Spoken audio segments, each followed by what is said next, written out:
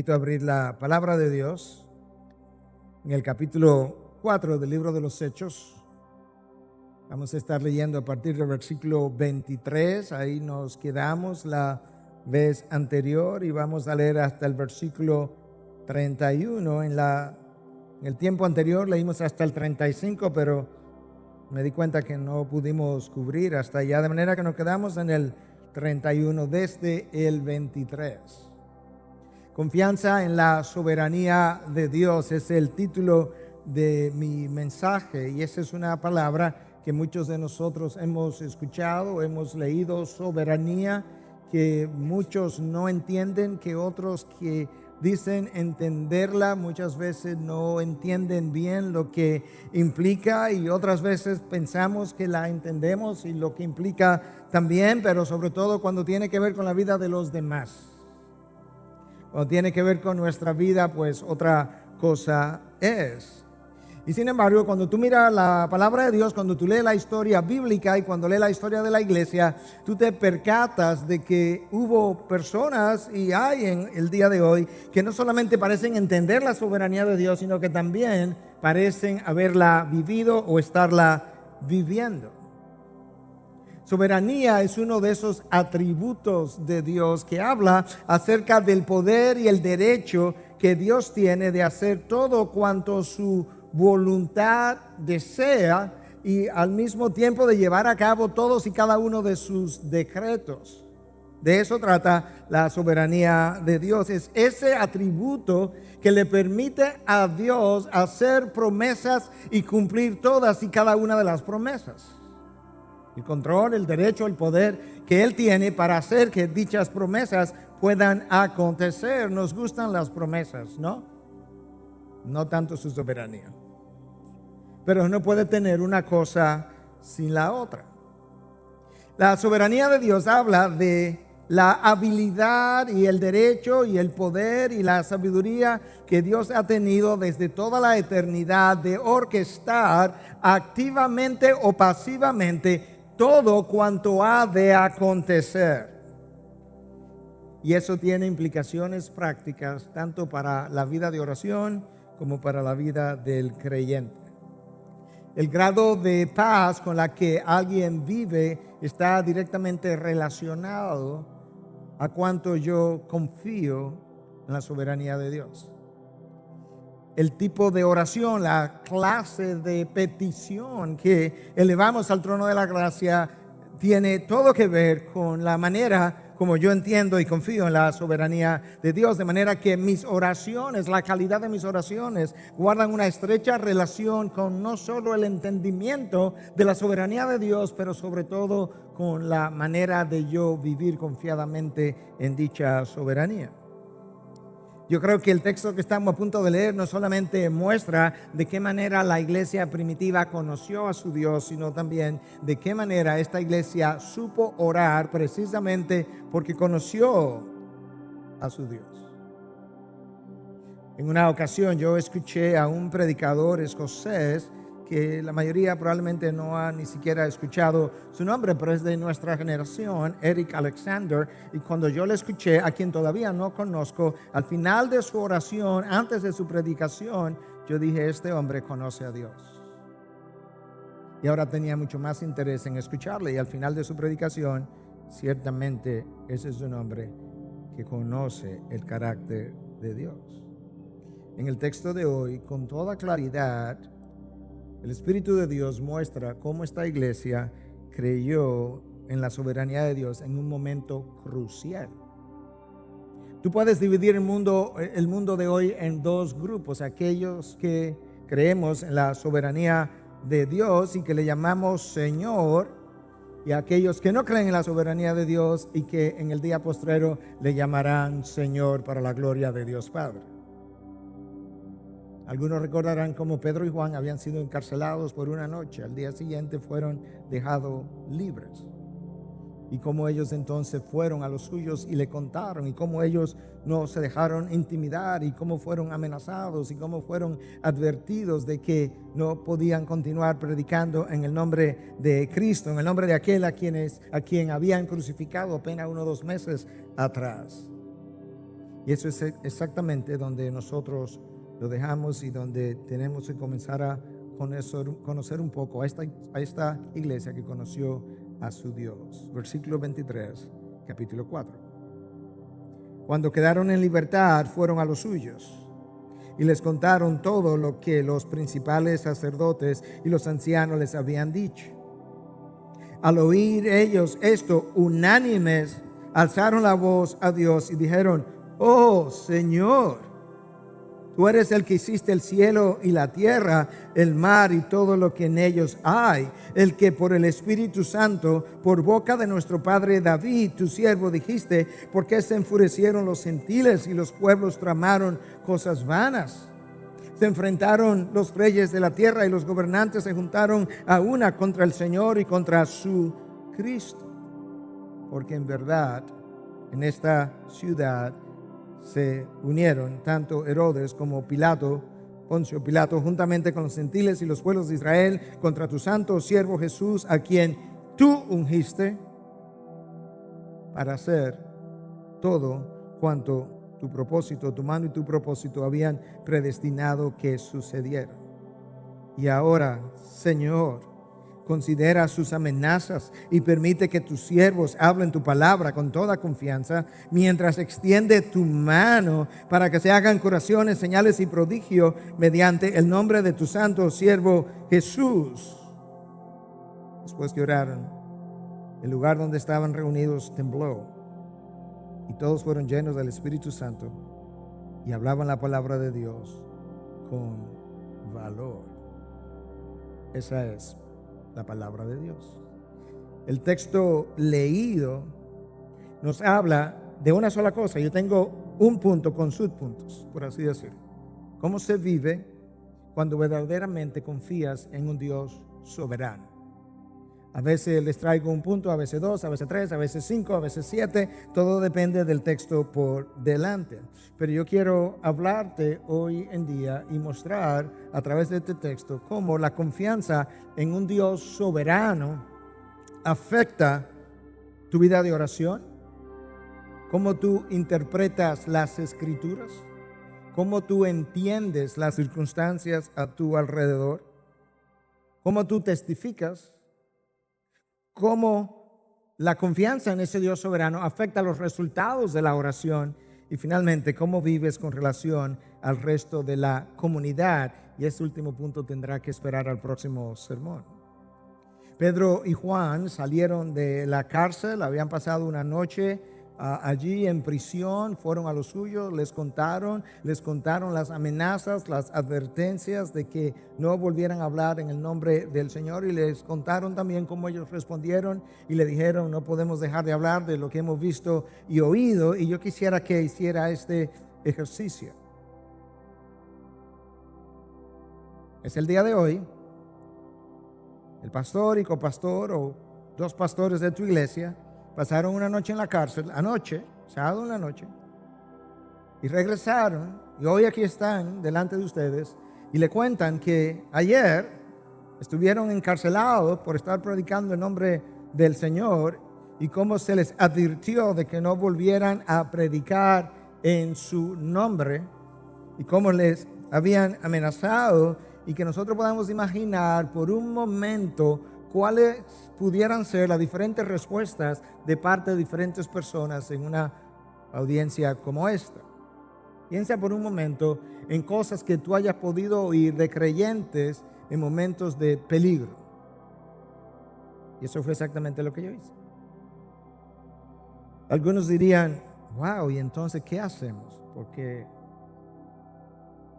hay que obedecer las autoridades. Unos dirían: bueno, pero dejemos pasar unos días a ver si las cosas se enfrían. Otros dirían: cuidado, la palabra nos manda a ser manso, pero hay que ser también astuto como la serpiente. Algunos dirían: hay que ser prudente. Mejor tengamos nuestras reuniones en privado. Otros yo creo que dirían: fulano, habla con los abogados de la iglesia, porque para estar cubierto, siempre uno está cubierto legalmente. Otros dirían, fulano, habla con fulano porque está conectado con el gobierno y quizá él puede conseguirnos algo. Otros dirían, no, es una advertencia de parte del Señor para que no caigan presos, tengan cuidado, porque tampoco podemos tentar al Señor. De repente nos volvemos como teólogos prácticos, recordamos todos los versículos de la Biblia fuera del contexto en el que estamos. No, lo que pasa es que el pastor es un desbocado y se le ha dicho, pero él no entiende. Otros no dirían nada pensando que eso es lo que ellos van a hacer, no decir nada. No hay una de esas respuestas que yo no haya escuchado, que yo no haya visto, en momentos de cierto peligro. Y la pregunta que nosotros tenemos que hacernos es cómo respondió la iglesia primitiva, porque la iglesia primitiva tiene mucho que enseñarnos a nosotros, la iglesia de hoy y quizás la iglesia de todos los tiempos. Tú puedes ver claramente a una iglesia que corrió al trono de Dios porque entendió que desde allá arriba es de donde se dirigen todos los acontecimientos de los hombres hasta el más mínimo detalle. Para orar como esta iglesia oró, hay que conocer al Dios como esta iglesia le conoció. Y para vivir como esta iglesia vivió, hay que vivir en comunidad como ellos vivieron. Yo quisiera ver en primer lugar cómo la confianza en un Dios soberano afecta tu vida de oración. Versículo 24. Al oír ellos esto, unánimes alzaron la voz y dijeron. ¿Notaste lo que no ocurrió? No temieron, oraron. No cuestionaron, oraron. No dudaron, oraron.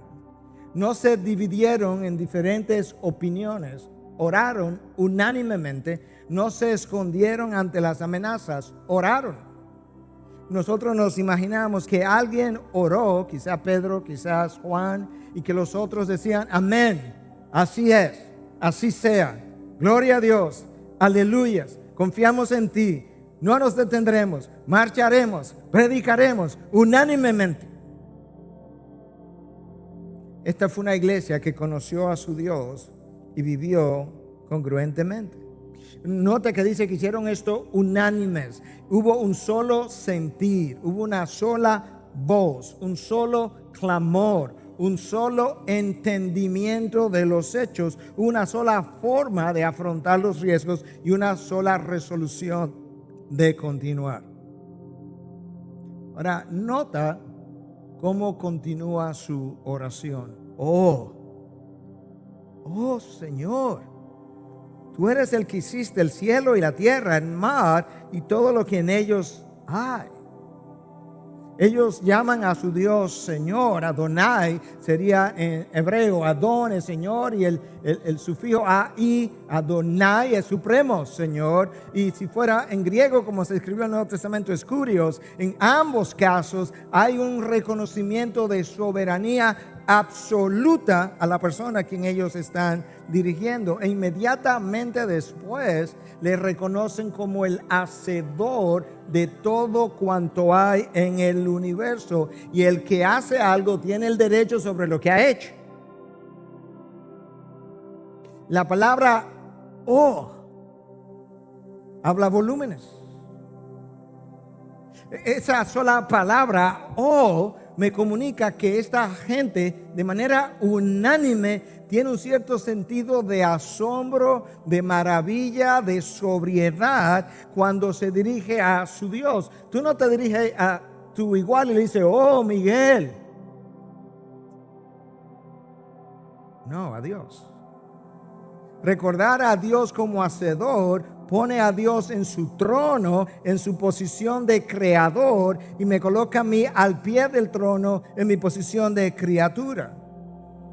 Esta gente sabe dónde Dios debe estar y dónde la criatura debe estar. Nosotros tenemos una invitación en el Nuevo Testamento, en el libro de Hebreos, a que nos acerquemos con confianza al trono de la gracia, y el cristiano moderno entiende que eso implica que te acerque de manera trivial y con cierta familiaridad al trono de la gracia, cuando en realidad la confianza que debes tener al acercarte es que hay un Dios en su trono que dirige los acontecimientos del universo, que ese Dios oye tus oraciones, que responde tus oraciones, que responde de la mejor manera posible, que ese Dios fue quien dio a tu hijo, que ese Dios dio a su hijo cuando tú eras su enemigo, y que si Él hizo eso, ¿cuánto más no hará ahora que tú eres su hijo? Es esa confianza la que tú debes tener en ese Dios, pero no con familiaridad y trivialidad, porque esa no es la clase de Dios que Él es. Oh, Señor, creador del cielo y de la tierra. Número 2, la confianza en un Dios soberano afecta cómo tú interpretas las Escrituras. Versículo 25. Él, Dios, que por el Espíritu Santo, por boca de nuestro padre David, tu siervo, dijiste: ¿por qué se enfurecieron los gentiles y los pueblos tramaron cosas vanas? Se presentaron los reyes de la tierra y los gobernantes se juntaron a una en contra del Señor y contra su Cristo. Eso es una cita del Salmo 2. Este salmo fue escrito por David. La iglesia primitiva, como conocía a su Dios, interpretó las Escrituras correctamente, y escucha lo que dice: Dios, el que por el Espíritu Santo habló por boca de nuestro padre David. David fue el lapicero, si tú quieres, de Dios, pero el autor de las Escrituras fue Dios por medio de su Espíritu Santo. Esta gente conoció a su Dios, y por tanto el conocer a su Dios de esa manera les ayudó a interpretar las Escrituras. Ellos están revelando aquí que conocen a Dios como el revelador y el inspirador de la Santa Palabra. Nota cómo la Nueva Traducción Viviente lo dice en Hechos 4, 25 y 26. Hace mucho tiempo tú hablaste, Dios, por el Espíritu Santo mediante nuestro antepasado David, tu siervo, y dijiste: ¿por qué estaban tan enojadas las naciones? ¿Por qué perdieron el tiempo en planes inútiles? Los reyes de la tierra se prepararon para la batalla, los gobernantes se reunieron en contra del Señor y en contra de su Mesías. Este es un salmo davídico, pero inspirado por Dios, y de la manera como tú entiendas la palabra, de esa manera tú la interpretas y de esa manera tú la vives, y tú entiendes que verdaderamente cada texto de la palabra representa la mente de Dios como esta iglesia lo entendió. Eso va a cambiar tu forma de interpretar y de vivir la palabra de Dios. Esta iglesia en pocos versículos, en pocas palabras, ha revelado que conoce a Dios como soberano, como creador, como revelador e inspirador de las Escrituras. Antes de pedir algo, ya yo sé cuánto esta iglesia conoce a su Dios. Y no solamente cuánto, sino de qué manera lo conoce. Este no es el Salmo de David, este es el Salmo de David escrito por el siervo de Dios. Aún el siervo de Dios implica, David simplemente sirvió a Dios cuando escribió este Salmo que hoy nosotros citamos. La confianza en la soberanía de Dios revela o afecta la manera como yo interpreto las Escrituras. Número 3. La confianza en un Dios soberano te enseña, escucha, a pensar teológicamente, y por tanto afecta la manera como tú entiendes los acontecimientos del diario vivir. Míralo de esta manera. Déjame leerte el versículo 27 y 28 para luego darte la ilustración. Porque en verdad en esta ciudad se unieron tanto Herodes como Poncio Pilato, juntamente con los gentiles y los pueblos de Israel, contra tu santo siervo Jesús, a quien tú ungiste. Párate ahí por un momento. 2000 años atrás, tú vives en Palestina. No estuviste en Jerusalén ese fin de semana que crucificaron a Cristo, pero sabía de Cristo, sabía de su predicación, sabía de sus milagros, sabía de su bondad, sabía de su santidad, sabía que había una trama que quería, que le estaban buscando, que había gente en contra de él. Y el sábado en la mañana tú te levantas, abre el periódico, es una ilustración, y tú lees y dice: ayer se unieron en esta ciudad Herodes, Pilato, los gentiles, los judíos, contra tu santo siervo Jesús, a quien tú ungiste. Y suponte que dijera: y lo crucificaron. Tu reacción sería: ¡ah! Pero cuando tú conoces a tu Dios y confías en su soberanía, esa confianza determina cómo tú interpretas los acontecimientos alrededor. El versículo 28 te revela no solamente cómo ellos entendían a Dios, cómo conocían a Dios, sino cómo ellos interpretaron los acontecimientos que ocurrieron ese fin de semana, para hacer cuanto tu mano y tu propósito habían predestinado que ocurriera. La iglesia primitiva proclama que Pilato, Herodes, los judíos, los gentiles se juntaron, tramaron contra Dios, tramaron contra Jesús, lo clavaron, y que cuando ellos hicieron eso, lo único que estaban haciendo era llevando a cabo aquello que Dios había predestinado desde toda la eternidad que ocurriera. ¿Por qué las naciones traman contra mi Cristo? ¿Por qué traman en vano? La Nueva Traducción Viviente dice inútilmente. ¿Por qué dice eso? Porque tramaron contra Cristo, esperanzado en que terminarían con el movimiento cristiano, crucifican a Cristo, y ahí es que el movimiento cristiano toma fuerza. Porque lo que Dios hace es que permite que el hombre continúe sus planes y le gane aparentemente a Dios, para mostrarle que la victoria del hombre sobre Dios es su derrota, y que la derrota de Dios ante los hombres es la victoria de Dios. Si eso no es sabiduría, providencia, poder, soberanía, control, yo no sé entonces lo que soberanía es. Dios permitió que hombres malvados crucificaran a su santo siervo Jesús, su Cristo, su unigénito, y usó el pecado de los hombres malvados para perdonar el pecado de sus elegidos. ¿Te imaginas? ¿Te imaginas qué clase de Dios es al que tú y yo servimos? Esta iglesia conoció a ese Dios. Esta iglesia mostró cómo conoció a ese Dios y oró consecuentemente. Dios planificó la cruz. De hecho, el apóstol Pablo claramente revela a los romanos en el capítulo 3, alrededor del versículo 24, 25 y 26, quién crucificó a Cristo. No fue Pilato, no fue Herodes, no fueron los romanos, no fueron los judíos. Dice que Dios lo exhibió públicamente como propiciación para aplacar la ira de Dios, porque Dios había estado airado contra el hombre que había violado su ley, y cuando Dios exhibió a su hijo en la cruz, pudo entonces reivindicar su ley y parecer un Dios justo como verdaderamente Él es, y a través de eso que Él hizo, al mismo tiempo justificar al hombre para que Él pueda ser al mismo tiempo justo y el que justifica. Wow. Dios usó el pecado de Pilato, de Herodes, de los gentiles y los romanos para llevar a cabo todo cuanto Él había planificado. Escucha lo que el apóstol Pablo escribe a los Gálatas, pero en 4:4. Pero cuando vino la plenitud del tiempo, no un día antes, no un día después, Dios envió a su hijo, nacido de mujer, nacido bajo la ley. ¿Qué implica eso de la plenitud del tiempo? Cuando Adán y Eva pecaron, el reloj de Dios de redención comenzó a hacer el clic, clic, clic, clic. Y a partir de ahí Dios entretejió la historia de los pueblos paganos con la historia del pueblo hebreo. Y surgió Egipto, y ahí estaba Israel, esclavizado.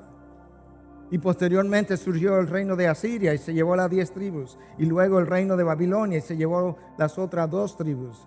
y luego el reino de Persia, que devolvió a los judíos a la tierra prometida, y luego el reino de Grecia, y luego el imperio romano, y Dios entretejiendo la historia, los eventos de la humanidad, para hacer concluir, hacer coincidir la historia pagana con la historia del pueblo hebreo en un lugar llamado el Gólgota. La cruz es el timón de la historia del hombre. La cruz fue concebida en la mente de Dios desde antes de la fundación del mundo. Dios creó el planeta Tierra para desplegar la historia concebida en su mente, y a partir de ahí todo se movió para llegar al Gólgota. Y después del Gólgota todo se sigue moviendo para glorificar lo que ocurrió en el Gólgota. La cruz es el timón de tu historia y mi historia. La cruz es el timón de la iglesia. La cruz es el timón de la historia de la humanidad completa. Cuando el propósito de Dios estuvo maduro, cuando el lenguaje griego se había convertido en la lengua universal para que el Nuevo Testamento pudiera escribirse en un solo idioma que todo el mundo entendiera, cuando Roma había calmado a todos sus enemigos y ahora en paz se pudiera viajar más libremente, cuando Roma, para calmar a todos sus enemigos, hubiese construido grandes carreteras para crear sus frentes de batalla, cuando todo eso ocurrió, entonces ahora mis apóstoles podrán viajar libremente y esparcir las escrituras. Cuando la plenitud del tiempo llegó, Dios envió a su Hijo. Todo eso fue dirigido desde el trono de Dios. No hubo nada accidental, no hubo nada incidental, no hubo nada imprevisto, no hubo nada sorpresivo y nada fortuito cuando tuvo que ver con la historia de la cruz, y nada es accidental en tu historia y en la mía. Tu historia ha sido escrita y la mía también. Dios nos hace una invitación a unirnos a su historia, a su manera, en sus condiciones, bajo su poder.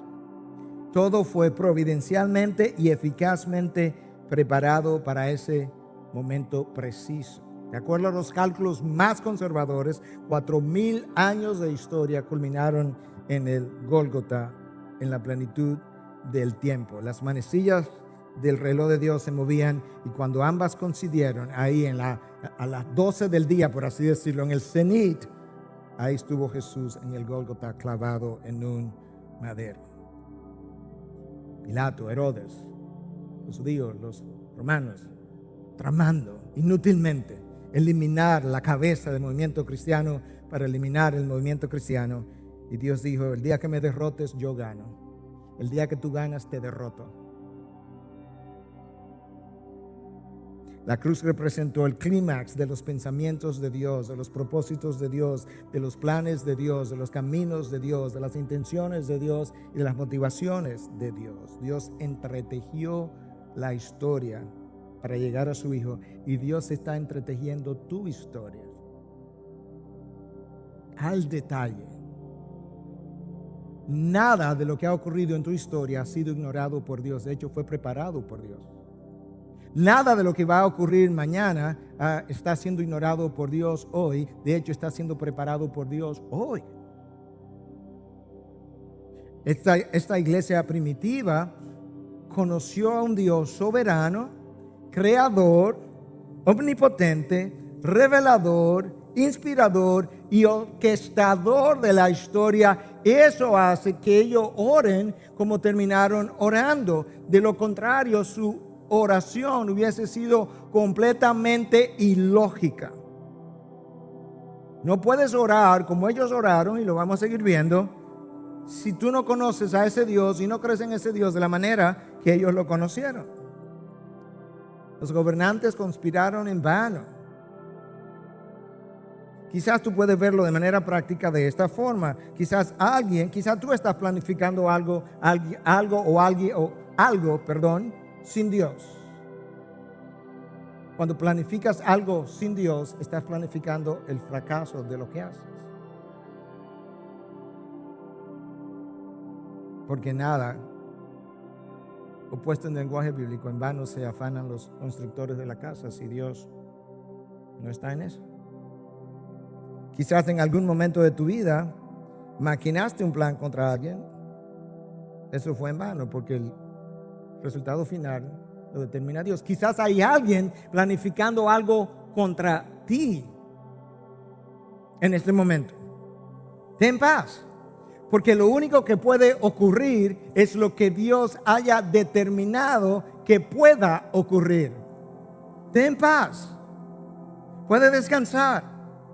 Tu historia no la determina quienes maquinan contra ti, la determina Dios, tu Salvador.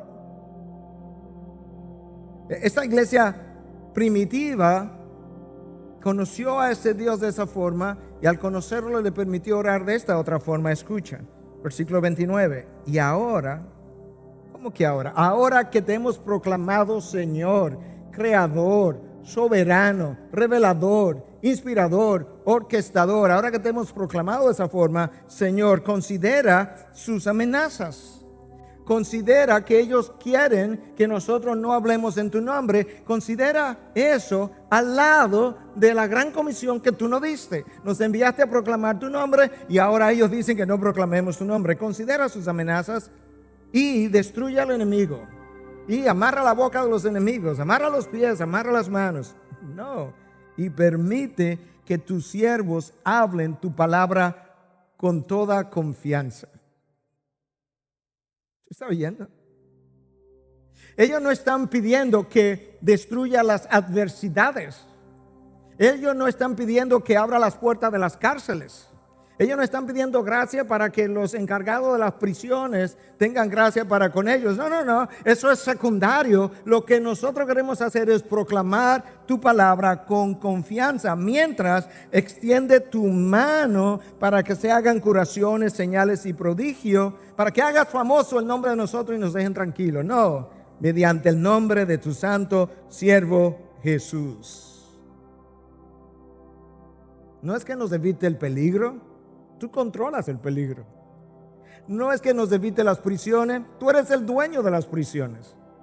No es que nos evite los naufragios. Tú gobiernas los mares. Y honestamente, estas oraciones no estarían necesariamente mal,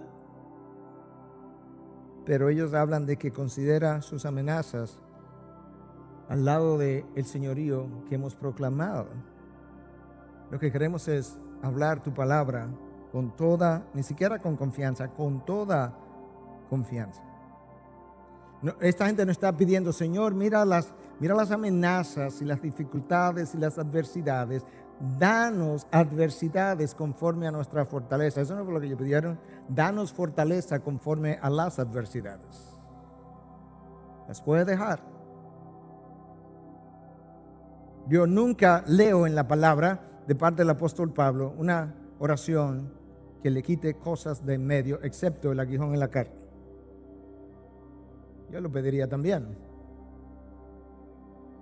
El resto, Pablo está en la cárcel y le escribe a los filipenses y le dice que lo gozoso que está porque por medio de sus cadenas ahora toda la guardia pretoriana sabe la causa de su prisión, que es el evangelio de Cristo. Y él se está regocijando y está detrás de los barrotes.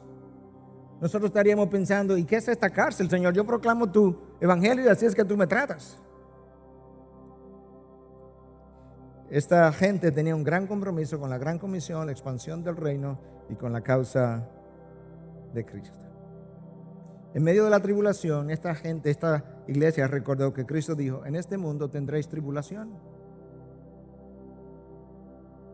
pero en mí tendréis paz.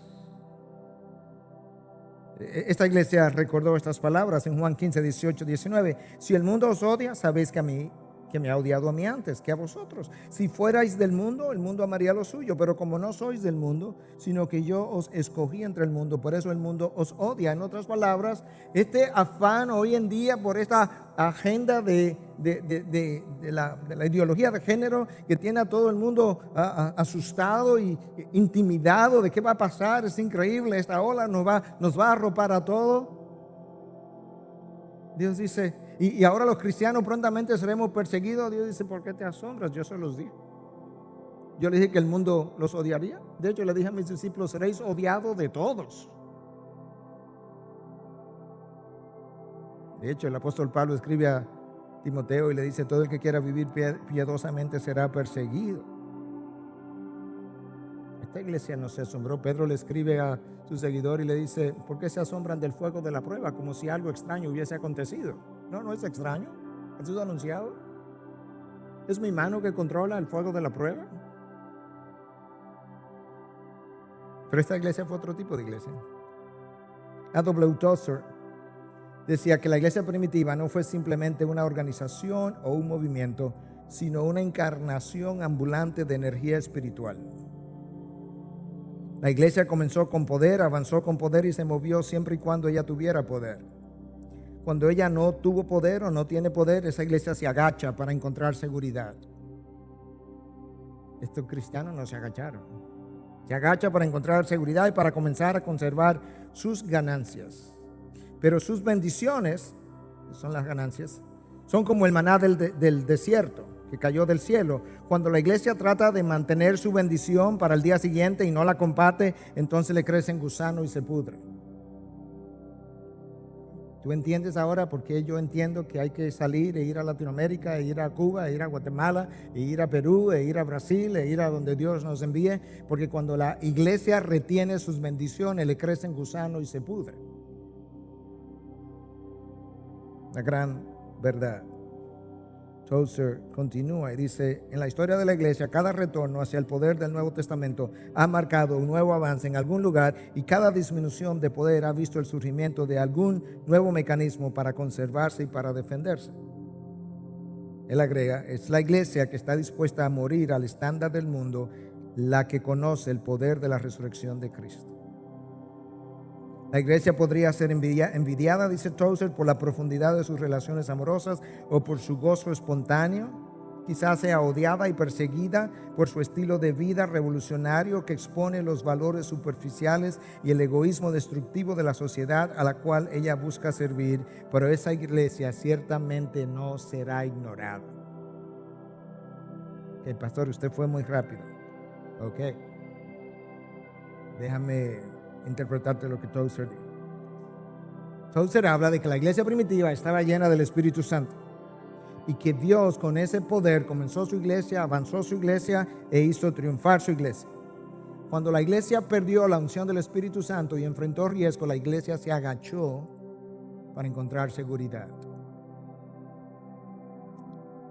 y para conservar sus ganancias, sus bendiciones. Pero él decía, el tratar de conservar tus bendiciones sin compartirla hace que en tus bendiciones crezcan gusanos y se pudra, como pasó con el maná. Y él continúa diciendo, la iglesia, si tú quieres como iglesia conocer el poder de la resurrección de Cristo, si tú me dices, yo no quiero conocer el poder de la resurrección de Cristo, entonces diría, pues ya no tenemos más nada que hablar. Pero si tú me dices que quieres conocer el poder de la resurrección de Cristo, hay una sola manera de hacerlo y es dejar de mirar lo que el mundo hace, cómo el mundo vive, el estándar del mundo, para enfocarte entonces cómo el pueblo de Dios debe vivir. Tiene que dejar el estándar del mundo y los deseos del mundo. Y que esa iglesia que vive de esa manera, al vivir para la eternidad, pone de manifiesto la superficialidad de la vivencia del mundo. ¿Estás oyendo? Y que esa iglesia entonces es tan diferente al mundo que el mundo la podría perseguir, la podría odiar, la podría martirizar. Lo que el mundo nunca hará es ignorarla por el impacto que ella está teniendo. Wow. Número 4, la confianza en la soberanía de Dios afecta los resultados de la oración. Versículo 31. Después que oraron, el lugar donde estaban reunidos tembló y todos fueron llenos del Espíritu Santo y hablaban la palabra de Dios con valor. Oraron y tembló. Imagínate eso. Que hubiésemos orado en algún momento del servicio y este edificio hubiese temblado y que luego preguntamos afuera y nadie se enteró de que hubo un temblor de tierra, solamente aquí tembló. Yo creo que eso marcaría este día para siempre en nuestras memorias. De esa misma forma yo creo que Dios estaba tratando de crear una huella en la memoria de una iglesia pequeña, perseguida, incipiente, para que ellos recordaran que Dios oyó las oraciones y que el temblor fue la evidencia de que él le había escuchado. Dios tiene manera de aumentar nuestra fe y en ocasiones son formas tangibles de algo que Él está haciendo para que mi fe pueda crecer. Yo creo que ese fue el resultado de ese día. El próximo resultado de orar con confianza en un Dios soberano fue que ellos fueron llenos del Espíritu Santo. Como dijimos la semana anterior, el ser lleno del Espíritu Santo implica el ser controlados por el Espíritu. Y cuando yo soy controlado por el Espíritu, aflora en mí el fruto del Espíritu: amor, gozo, paz, paciencia, benignidad, bondad, fidelidad, mansedumbre y dominio propio. La presencia del fruto del Espíritu en un creyente habla de la llenura del Espíritu en dicho creyente. La ausencia de dicho fruto es una evidencia de que por ese tiempo de mi vida la naturaleza carnal está dominando mi estilo de vida más que el Espíritu de Dios. Pero Dios me ha dado un mandato que Pablo recuerda a los Efesios en el capítulo 4, versículos 22 y 24, que en cuanto a vuestra manera anterior, o vuestra anterior manera de vivir, os despojéis del hombre viejo que se corrompe según los deseos engañosos, y que seáis renovados por el Espíritu de vuestra mente, y os vistáis del nuevo hombre, el cual en la semejanza de Dios ha sido creado en la justicia y santidad de la verdad. Notaste que aunque Dios es quien me santifica, hay un rol que yo juego cuando se me llama a desvestirme, a despojarme del viejo hombre y a vestirme del nuevo hombre, que haga uso de la palabra de Dios, de la gracia que Él me ha dado vía el Espíritu que mora en mí, y vaya y ejercite su gracia de tal manera que el viejo hombre quede atrás y el nuevo hombre pueda surgir. Y cuando yo hago eso, yo necesito entonces, para que entre las cosas que necesito hacer, yo tengo que renunciar a mis derechos, prerrogativas. De manera que yo no considere mi igualdad con otros pastores o con diáconos o con mujeres o con maestros de escuela dominical o con líderes de pareja. Que yo no considere esa igualdad con otros como algo a que aferrarme, sino que más bien yo pueda despojarme y yo pueda entonces abrazar, empuñar la toalla y la vasija y convertirme en un siervo y estar dispuesto a morir a mí mismo y, si es necesario, sufrir muerte y muerte de cruz, como Cristo hizo.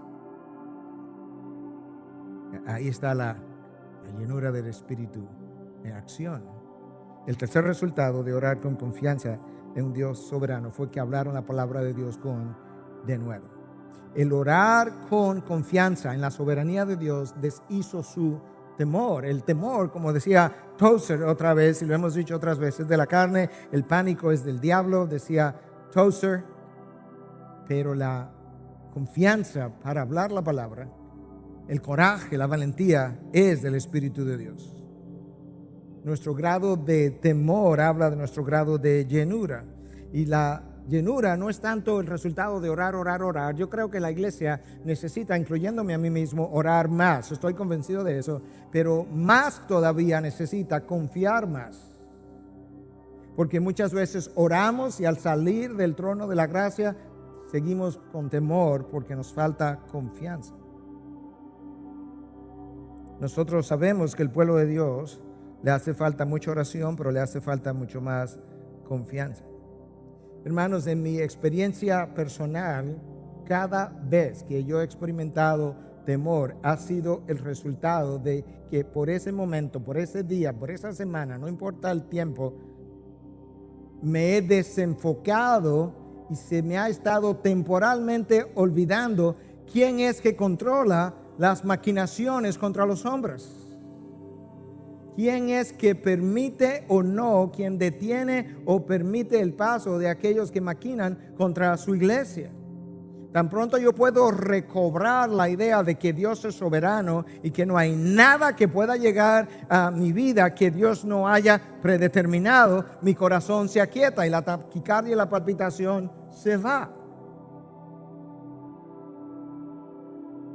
Hermanos, los hombres pueden tramar contra ti, pueden tramar contra mí, pueden tramar contra su iglesia, pero al final lo único que ha de acontecer es aquello que Dios ha determinado desde toda la eternidad. Eso es verdad acerca de tu salud, es verdad acerca de un accidente aéreo, acerca de un accidente de un carro, es verdad acerca de una situación familiar, de una situación con tus hijos, de una situación matrimonial. Dios escribe tu historia y la mía. Es por eso que Dios te dice: no temas, porque yo te he redimido, te he llamado por tu nombre. ¿Quién tú piensas que te creó? ¿Quién te llamó? ¿Quién te salvó? ¿Quién te está santificando? ¿Y quién te va a glorificar? Soy yo, tu Señor. No temas, yo te he redimido. Mío eres, dice Dios. Cuando pases por las aguas, no te anegarán. Cuando pases por el fuego, no te abrazarán. ¿Por qué? Porque yo soy tu Dios, el Santo de Israel. Escucha, tu salvación. Yo soy su salvación. Confía en mí. He dado a mi Hijo, te he dado muestra, he dado evidencia. Tengo el poder, tengo el derecho, tengo la soberanía, tengo el cuidado providencial. ¿Y aún dudas? ¿Aún no me crees? Oh Señor, que tu pueblo pueda conocerte como tú eres, como tú quieres ser conocido. Oh Señor, que nosotros podamos confiar plenamente en ti, solamente en ti. Que nosotros podamos entender que no hay planes contra mí, que no hay planes míos, que no hay planes de otros, que tú no estés entretejiendo en tu historia para hacerlo concluir en algún lugar de mi historia, en la plenitud de tu tiempo, en mi vida. No quieres vivir así, no quieres vivir en confianza. Él es tu salvación, Él es tu Redentor, Él es tu Señor, Él es tu Dios y mi Dios.